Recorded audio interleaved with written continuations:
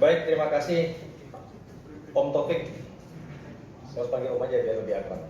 Kalau yang lain panggil Prof, saya panggil Om aja. Baik, terima kasih Bapak Ibu sekalian.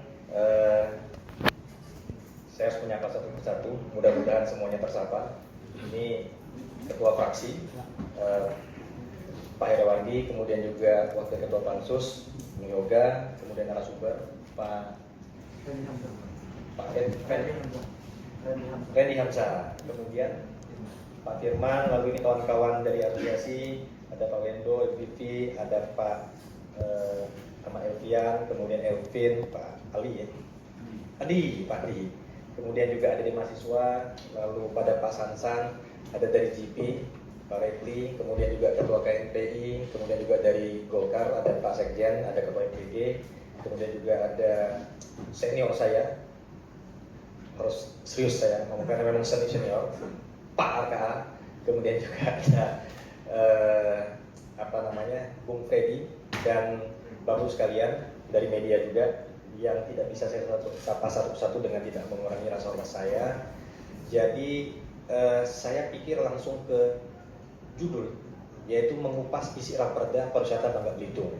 Saya dikontak oleh kawan-kawan fraksi beberapa waktu yang lalu, kemudian juga diberikan draft daripada raperdanya.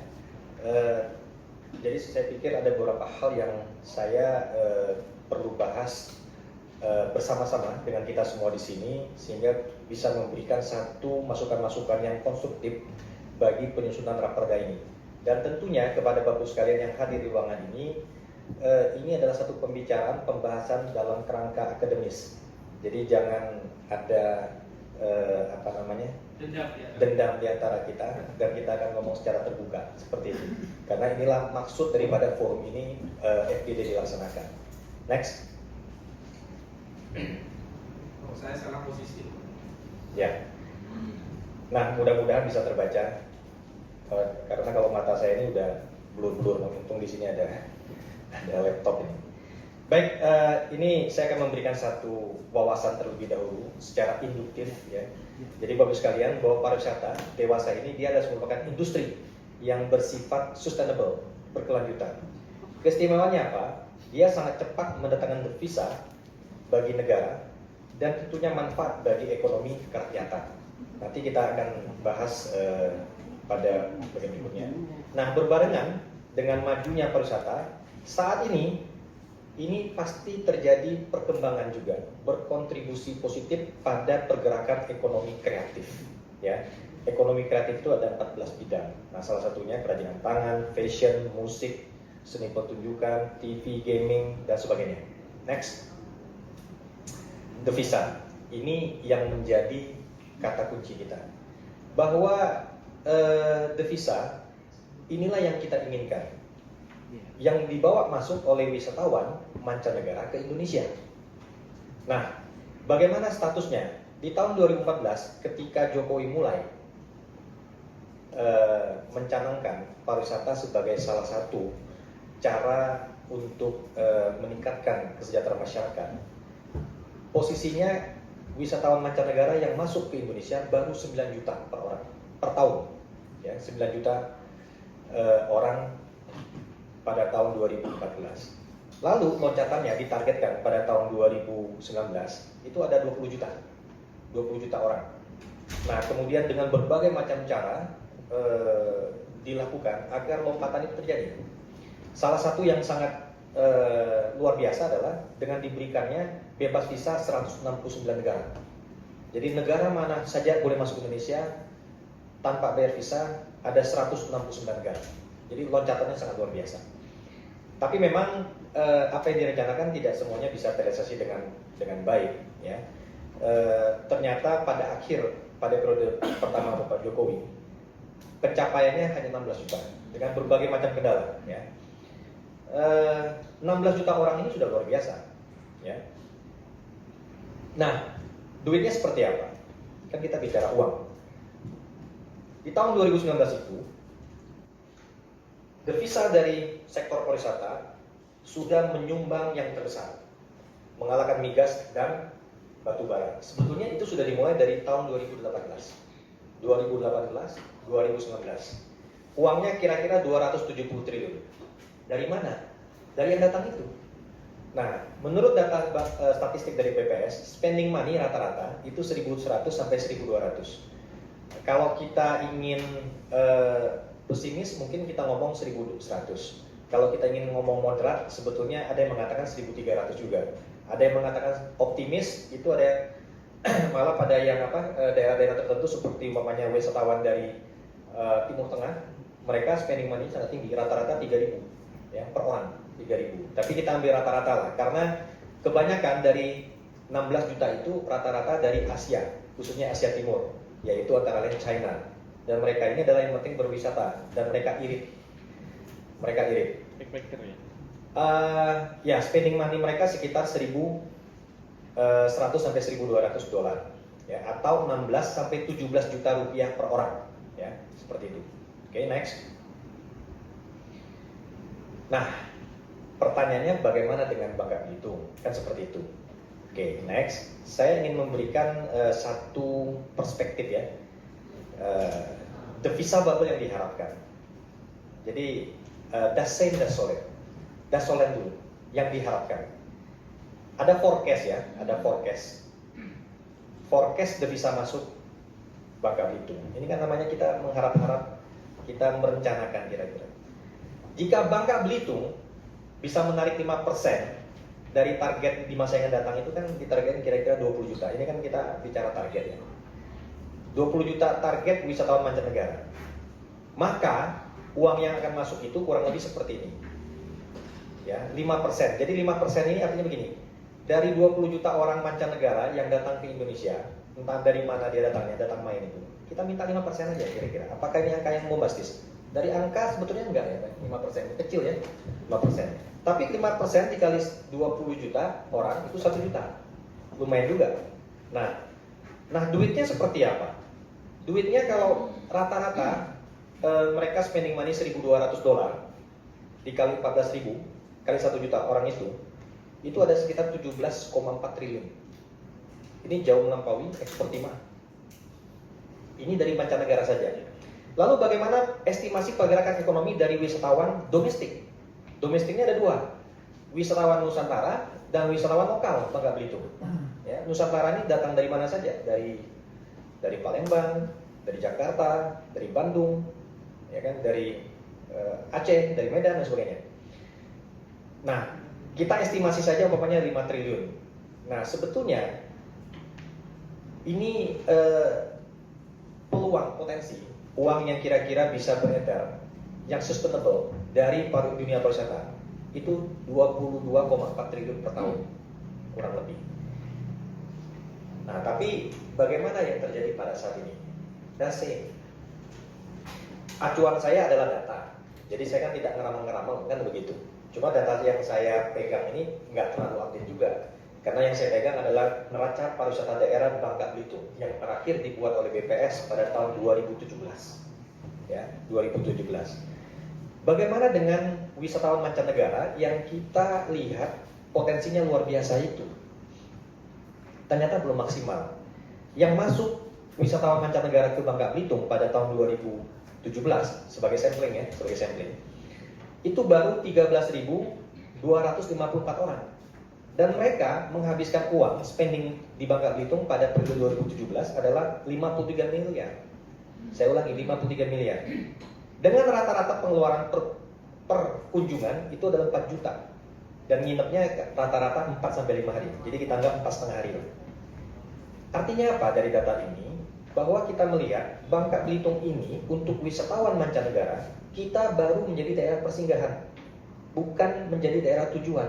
Karena kenapa? Di tahun 2017, rasa-rasa kita belum ada airport internasional. Rasa-rasa. Airport internasional kita dibuka tahun 2018 ya, kalau nggak salah ya. Ya, betul ya? 2018. Itu pun di Belitung. Flight yang dibuka adalah tujuan Singapura. Nah, ini pekerjaan besar yang memang harus kita bisa pecahkan persoalan ini. Bagaimana persoalan accessibility, kan seperti itu. Artinya apa? Bahwa Bangka Belitung ini baru sebagai daerah persinggahan wisatawan mancanegara. Jadi kalau dengan spending money baru 4 juta, Berarti dari uang sekitar 16-17 juta yang wisatawan mancanegara rata-rata habiskan, mereka cuma menghabiskan di Bangka Belitung ini hanya 25%-nya saja. Nah, ini pekerjaan yang harus kita booster, bagaimana mereka datang ke sini sebagai tujuan utama, mereka menghabiskan uangnya semuanya di sini. Nah, ini menjadi target kita. Di satu sisi kita melihat peluang, bagaimana dukungan daripada wisatawan domestik. Wisatawan domestik ini ada dua, Bapak dan Ibu sekalian, lokal dan Nusantara. Ternyata, menurut data BPS Statistik, pergerakan daripada wisatawan lokal Bangka Belitung ini luar biasa. Orang Bangka Belitung ini rupiah hobi main. Perputaran uang yang dihasilkan per satu kali jalan rata-rata berwisata itu 400.000 menurut data BPS. Jadi orang kalau bepergian di Bangka Belitung ini, ya keluarga naik mobil, Mas Taufik, ya kan, ya rata-rata habis 400.000 dia. Tercatat selama tahun 2017 ada 3,7 juta pergerakan, sehingga itu menghasilkan uang sekitar 1,49 triliun. Nah, kemana saja mereka menghabiskan? Ada datanya di Neraca Pariwisata Daerah, kuliner, transportasi, ini itu macam-macam ya. 1,49 triliun. Lalu wisatawan Nusantara seperti apa? Ini yang datang dari luar, Jakarta, Palembang, Medan, Bandung, Surabaya, dan sebagainya. Ini mendatangkan uang 727 miliar. Lumayan. Jadi total real dari wisatawan domestik ini telah mendatangkan uang ke Bangka Belitung menurut data BPS pada neraca pariwisata daerah itu ada 2,2 triliun. Ini data tanpa kita sadari, ya, tanpa kita sadari. Nah, maka kita perlu yang namanya BPS kan, yang menampilkan angka seperti itu. Lalu dengan perputaran uang seperti itu, bagaimana kontribusi pariwisata pada produk domestik regional bruto Bangka Belitung? Kan seperti itu. Maka saya punya data pembanding. Sejak provinsi ini berdiri, neraca pariwisata daerah 2 kali dibuat. Yang kedua itu adalah permintaan saya berkali-kali pada berbagai macam event. Mungkin kalau Pak Wendo dulu sering ketemu saya, ikut saya selalu ngomong terus kepada BPS. Akhirnya dibuat di tahun 2017, keluarnya 2018. Saya mendapatkan data neraca pariwisata daerah tahun 2011 itu dari Pak Yan Megawandi. Pak Yan Megawandi yang minta dibuatlah BPS, keluar langkah itu. Bahwa pada tahun 2011 kontribusi pariwisata kepada produk domestik regional Bangka Belitung itu ada 4,84%. Oke. Nah, lalu bagaimana neraca pariwisata daerah berikutnya di tahun 2017? Itu nanti dikoreksi ya, 2017. Datanya didapat 2018, tapi menceritakan tentang 2017. Ternyata angkanya secara persentase menurun. Kontribusi pariwisata pada produk domestik regional bruto Bangka Belitung hanya 4,06%. Nah, ini ada apa? Tanda tanya kan? Apakah ngitungnya salah? Apakah datanya salah? Atau bagaimana? Dari pengamatan data yang ada, yang saya perhatikan adalah bahwa sebetulnya dari 2011 sampai 2017 size ekonomi Bangka Belitung ini berkembang terus, size ekonominya, ya. Bahwa perkembangan ekonomi ini tidak hanya pada pariwisata, tetapi juga banyak bidang-bidang lain, yaitu antara lain mungkin pengolahan, perkebunan, perikanan, apalagi dan sebagainya. Itu ada tabelnya. Ternyata sektor lain lebih pesat tumbuhnya dibanding pariwisata. Sehingga kemudian kita sedikit tereduksi. Walaupun kita berkembang, karena kita melihat tidak mungkin Belitung luar biasa, Bangka juga luar biasa. Hotel nama berapa di Bangka? Hotel berapa nama di Belitung? Tapi ternyata tidak cukup. Sektor lain berkembang juga pesat pada periode itu. Ya. Ini yang menjelaskan itu. Oke. Nah, nanti kalau saya sudah bilang jalan, baru jalan. Operatornya siapa? Nah, nanti dulu Mas ya. Kalau saya bilang next. Nah, ini baru next. Nah, biar enak kita. Ada. Bapak dan sekalian, Pak San, ini salah satu yang menjadi semangat kita. Ya. Kita ingin sektor pariwisata ini adalah sebagai trigger di dalam pembangunan Bangka Belitung. Artinya, dengan mengembangkan sektor pariwisata, maka ada alasan-alasan untuk membangun ini, membangun infrastruktur itu, membangun ini, mendatangkan itu. Kenapa? Sebagaimana kita melihat Sumatera Selatan menjadikan sektor olahraga sebagai trigger bagi mereka di dalam pembangunan. Ya. Apa yang dilakukan Pak Alek Nurdin sebagai gubernur? Dia menawarkan diri, dia bangun Jakabaring. Dia menawarkan diri kepada Jakarta, datanglah event Asian Games, datanglah event SEA Games ke kami bangun. Dia jadikan itu alasan sebagai trigger, bangun itu semua. Dia memiliki visi, dia bangun infrastruktur LRT yang mungkin pada saat ini sebetulnya belum visible. Biayanya tinggi, tetapi inilah yang namanya visible, kita melakukan loncatan. Kita ingin sektor pariwisata juga demikian. Kita ingin dengan adanya pariwisata ini nanti akan dibangun jalan-jalan yang lebih baik. Kita ingin ada pancingan-pancingan didirikan umpamanya tadi geopark dan sebagainya. Sesuatu yang world class. Sesuatu yang memang punya nilai jual, sesuatu yang besar.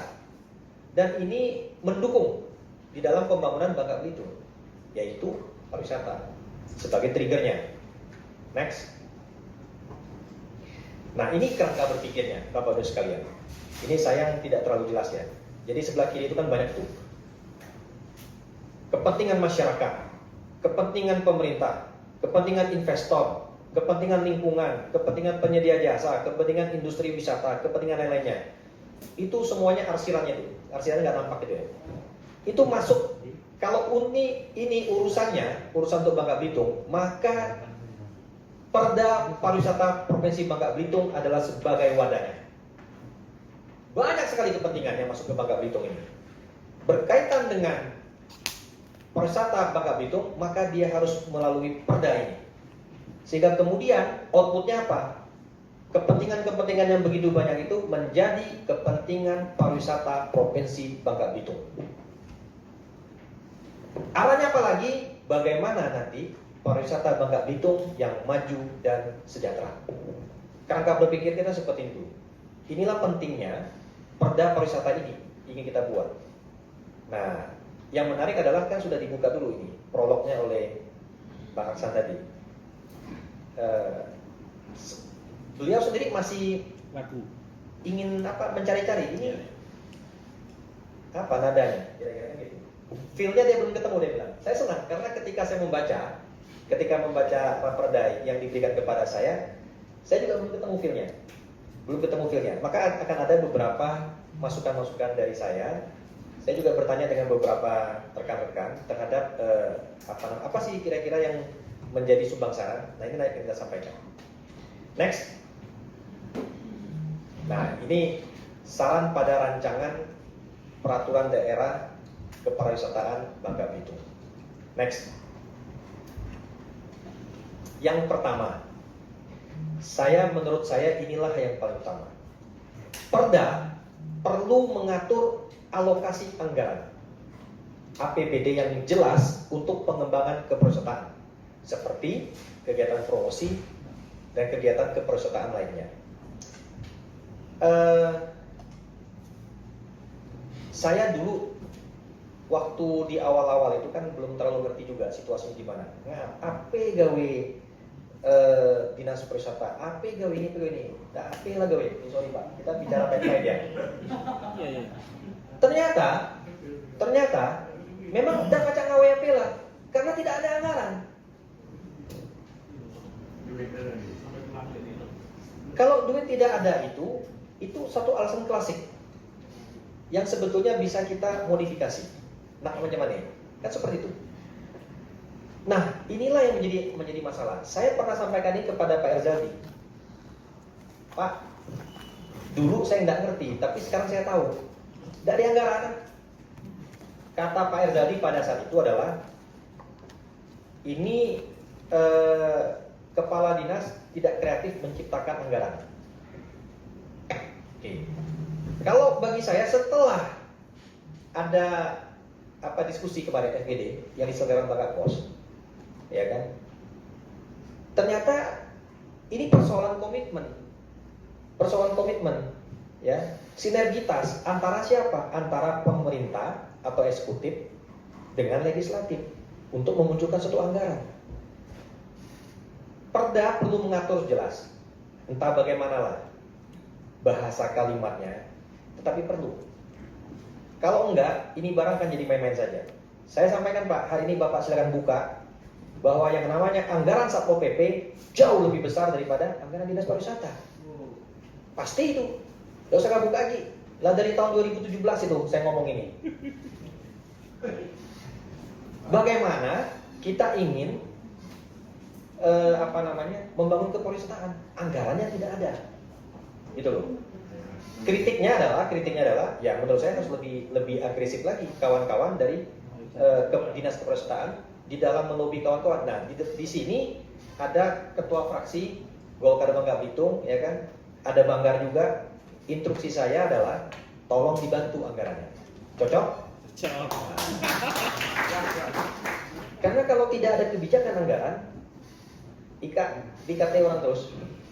Ini baru dari anggaran nih. Nah, kegiatan promosinya nggak jelas, ya kan? Kegiatan kepariwisataannya juga ini banyak nih. Mungkin ini dulu kalau mau bahas nanti bisa 15 menit lagi itu untuk ini. Kita loncat dulu yang kedua. Mungkin sisi diskusi nanti kita diskusi. Ya. Yang kedua, ini kritik saya kepada Raperda. Raperda ini tidak punya otot. Raperda ini saya sudah baca hanya bisa ingin membina tanpa bisa melindungi. Kenapa demikian? Hanya bisa menghukum ke dalam, tidak bisa melindungi ketika ada gangguan. Tidak ada pasal sanksi, tidak ada hal yang melindungi bagi pelaku pariwisata jika mereka diganggu. Tetapi pelaku pariwisata diberikan guidance. Jika harus macam ini. Kalau tidak akan ada denda 35 juta.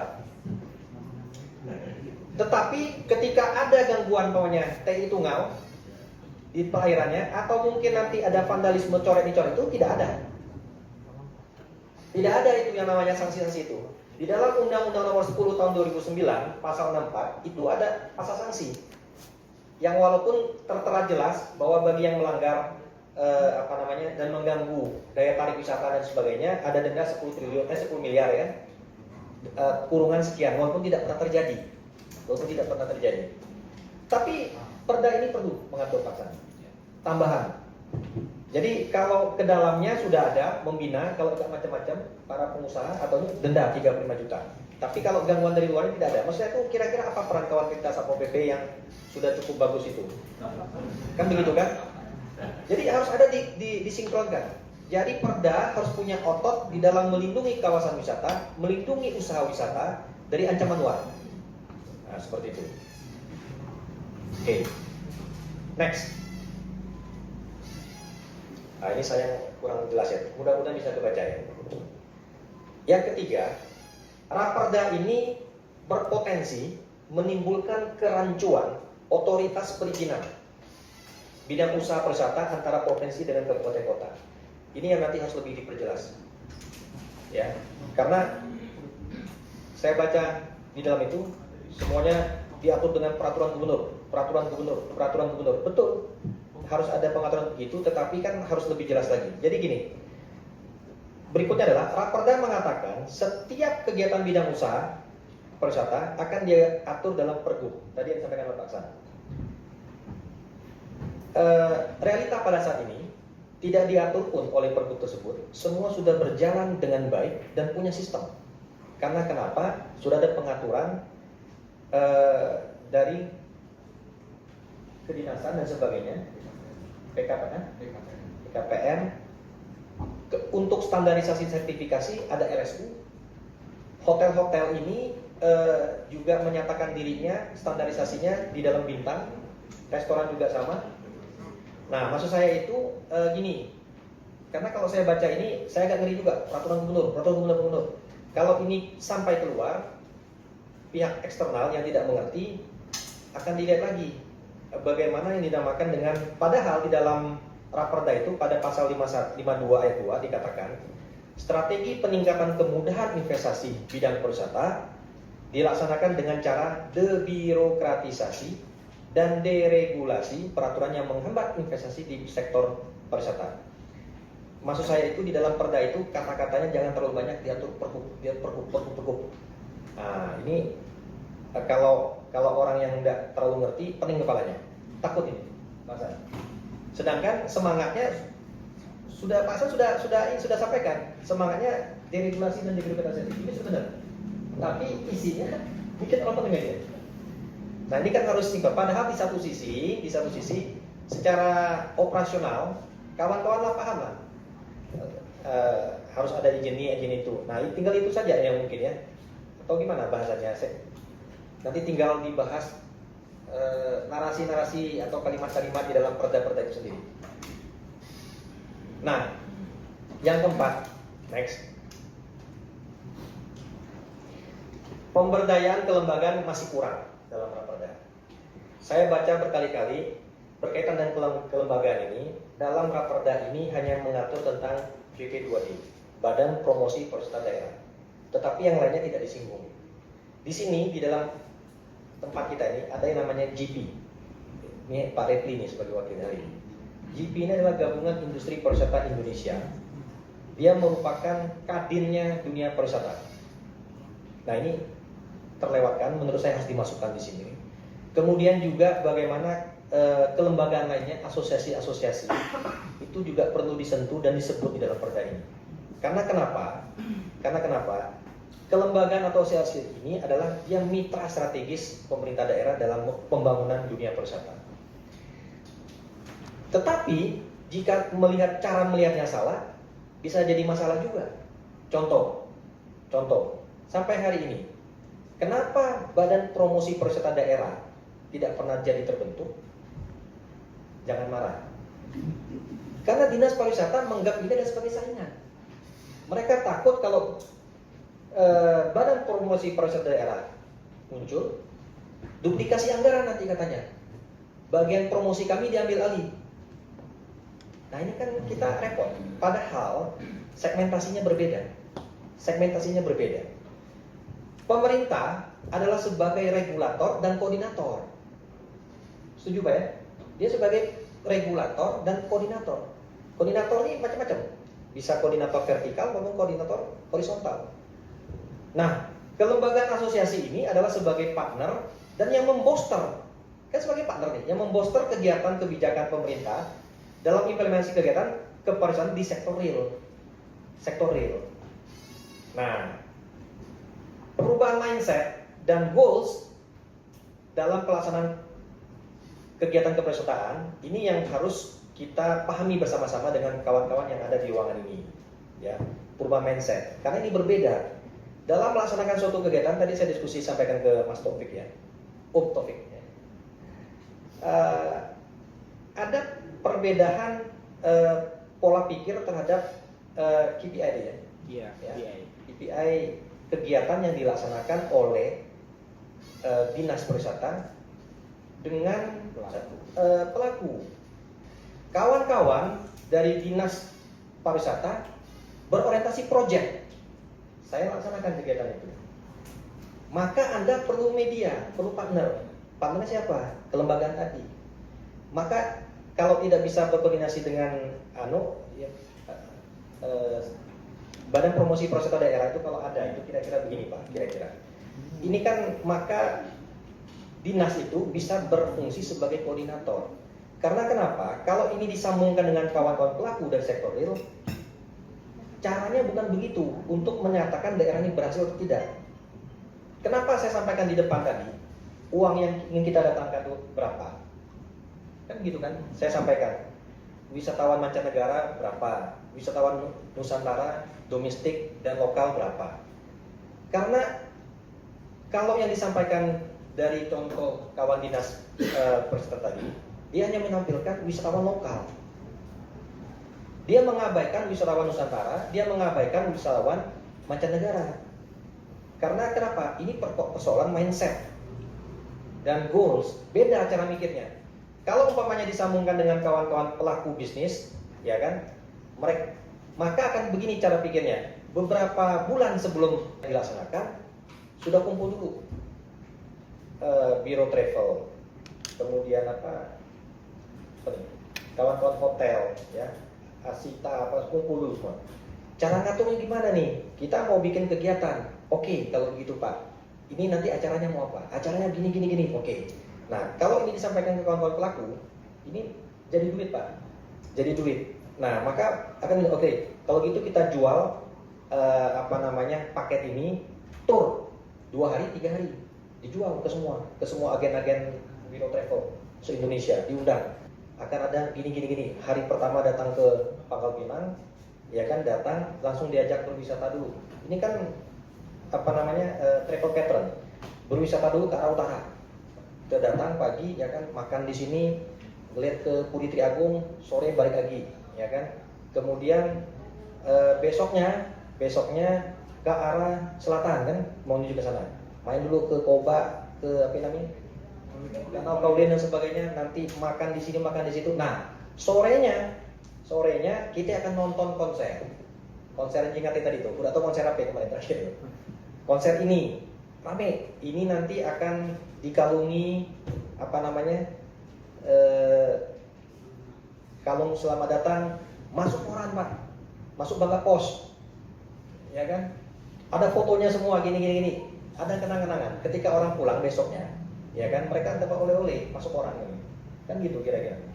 Datang ke situ dapat VIP perlakuan begini, Pak. Jadi kita ingin orang dari luar datang. Ini bisnisnya pariwisata itu. Nah, silakan. Nah, bahwa kegiatan kepariwisataan harus berorientasi kepada sales. Promosi pun ujungnya apa? Sales. Sales itu penjualan, duit. Kalau hanya untuk orang lokal, 17 Agustus kita datangkan via Valen, lebih ramai, cost lebih murah, kan gitu kan? Sales itu yang paling penting. Kita ingin bagaimana bahwa data itu ke depan tidak hanya 13.254 orang wisatawan yang datang ke Bangka Belitung. Ini persoalan mindset ini. Nah, KPI-nya apa kalau sales itu? Jumlah wisatawan Nusantara dan mancanegara meningkat. Tingkat okupansi hotel meningkat. Ya kan? Spending money lebih banyak. Ya kan? Kemudian length stay lama. Karena ini berkaitan dengan duit, kita ingin mereka datang ke Bangka Belitung, tolong Anda habiskan uang. Kalau wisatawan mancanegara tahun 2017 4 juta sekali kunjungan 4 hari.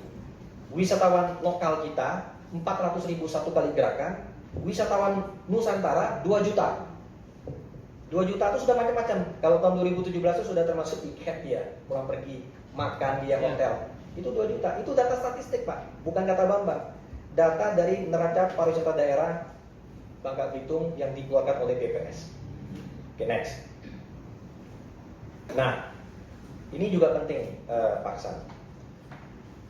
Pemberdayaan kelembagaan yang masih kurang dalam Raperda. Oke. Ini kelima. Raperda ini menyebut 2 kali tentang sektor ekonomi kreatif, tetapi hanya normatif saja. Padahal ini harus kita atur lebih rinci dan lebih jelas. Karena kenapa? Ini berkaitan, inilah tandem daripada pariwisata. Ada disebut, jadi tadi sama orang saya dicek, ada Pak, ekonomi kreatif disebut 2 kali Pak, tapi normatif saja. Nah, sebaiknya di perda ini nanti kita lebih dalam, kita gali lagi bagaimana pengaturan, bagaimana kita mengatur, memberi ruang gerak kepada pertumbuhan ekonomi kreatif. Ini duitnya gede nih, duitnya gede.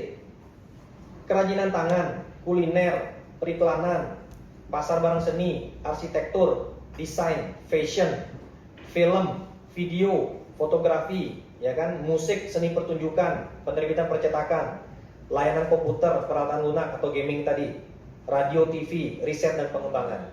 Ini sebaiknya di dalam raperda kita mengatur ini, karena ini adalah tandemnya. Seperti itu. Oke, next. Oke. Pada raperda, pada bab 2 tentang kewenangan dan kewajiban pemerintah daerah. Ini pasal 4 poin J, pasal 5 poin J, ini menyebut kata pendanaan. Jadi mengalokasikan pendanaan ke pariwisataan.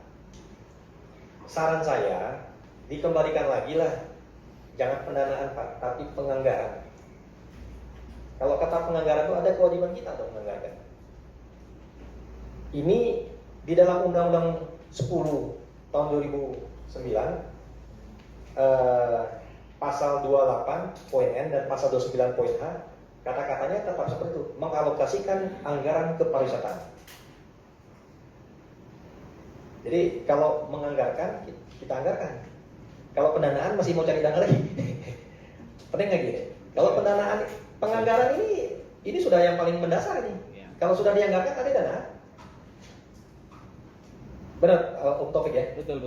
Jadi saya lebih suka kita kembali ke bahasa awal saja. Mengalokasikan anggaran ke pariwisataan, bukan pendanaan. Seperti itu. Nah, kemudian pada poin nomor 7 ya, menurut saya ini juga, saya nggak tahu ini dari mana idenya, tapi menurut saya lebih baik kita kembalikan kepada posisi semula saja. Jadi di dalam bab 3 tentang hak dan kewajiban, pasal 8 ayat 2 poin D di Raperda itu, kalau saya nggak salah tadi tentang apa ya? Hak daripada masyarakat di sekitar daerah destinasi wisata, ya, destinasi wisata. Poin A-nya adalah hak untuk mendapat prioritas bekerja. Kalau nggak salah yang B-nya adalah hak konsinyasi. C-nya hak pengelolaan. Di dalam Undang-Undang Nomor 10 Tahun 2009 Keperiwisataan sampai C saja. Tapi di dalam Raperda kita ditambah lagi D, penanaman modal. Di dalam Raperda kita tambah lagi. Jadi A-nya hak daripada masyarakat di sekitar kawasan destinasi wisata itu punya hak untuk, yang pertama adalah mendapat hak untuk bekerja. B, konsinyasi. C, pengelolaan. Kemudian D, ditambah lagi penanaman modal. Maksud saya, jangan sampai kemudian perda ini menjadi pintu masuk kawan-kawan, negi-negi kawan. Orang nak investasi nak masuk, minta juga penanaman modal ya. Ya kan? Gak ada modal, nanti minta golden share. Kami kan orang lokal, harus ada saham kami. Ancok ini. Nah, jadi maksud saya tidak ada di dalam undang-undang, jangan ditambah, Pak. Masukkan aja, Pak. Nah, kemudian yang ke-8, ini yang saya pikir dibahas oleh kawan-kawan di awal, bahwa pembangunan pariwisata haruslah berciri khas budaya Bangka Belitung. Karena kita juga tidak ingin, walaupun Bali itu bagus, kan jangan bawa budaya Bali ke sini. Tetapi di cara arsitekturnya oke, tapi jangan semangatnya dibawa beda. Bangka Belitung, kita ini kan ciri khasnya agak kemelayuan dikit. Bukan kemelayuan. Ada khasnya seperti itu. Apa yang bisa kita gali? Nah, hadir di sini ada budayawan kita, Pak Elvian. Iya. Nah, apa kira-kira yang kita Nah, apakah saya ada melihat ya di dalam perda ini memang berulang kali dikatakan bahwa pembangunan pariwisata ini harus bercirikan khas budaya Bangka Belitung, ada di situ. Dan kita sepakati itu ya. Nah, tapi mungkin apa yang menjadi tambahan? Tapi ini ranahnya eksekutif sih ya. Ini yang berulang kali saya sampaikan di dalam beberapa pertemuan diskusi. Judul besar ini memang susah-susah gampang karena tergantung keinginan daripada eksekutif, karena dia menjalankan. Contoh, tahun 2007 Pak Eko jadi gubernur Bangka Belitung. Tahun 2008 beliau langsung mencanangkan visit Bubble Archipelago 2010. 2008 untuk program 2010. Jadi selama 2 tahun ini dikasih tagline-nya, visit Bubble Archipelago 2010. Sehingga semua kabupaten kota, ini kan fungsi koordinasi, juga fokus kepada bagaimana arah pembangunan pariwisatanya mensukseskan visit Bubble Archipelago 2010. Kemudian ditunjuklah beliau untuk launchingnya di Pulau Belitung. Saya tanya kepada beliau itu, kenapa di Belitung Pak? Bangka kan lebih maju pada saat itu. Saya tanyakan kepada beliau. Beliau mengatakan pada saat itu Bangka ini besar, APGD, Belitung ini lebih kecil. Kalau tidak dibuang ke sana, tidak ada apa mainan di sana. Sederhana saja kalau beliau. Tapi ternyata memang bola ini ditangkap oleh kawan-kawan Belitung. Yang namanya transformasi ekonomi terjadi di sana. terjadi. Kita melihat bagaimana dari tahun 2010 ke atas sampai sekarang, kalau pesawat kita dari Jakarta ke Belitung pada weekend, mukanya itu bukan muka orang Belitung, muka wisatawan. Tapi kalau ke Bangka, mukanya muka orang Bangka gitu. Bener kan? Walaupun pesawatnya penuh, karena Bangka memang lebih penuh, tapi yang ke Belitung mukanya wisatawan semua ini, gitu loh. Dan sampai sekarang. Nah inilah yang apa? Saya pikir perlu kita bahas, menjadi masukan kami kepada kawan-kawan pada pansus ini, pansus Undang Cipta Kerja, pansus Perda Kepesertaan, bahwa apa yang saya sampaikan ini sebetulnya juga merupakan beberapa aspirasi penyampaian dari kawan-kawan.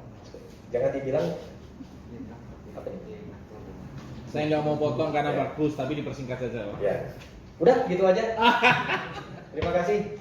Silakan saya kembalikan kepada Om Taufik. Siap. Terima kasih.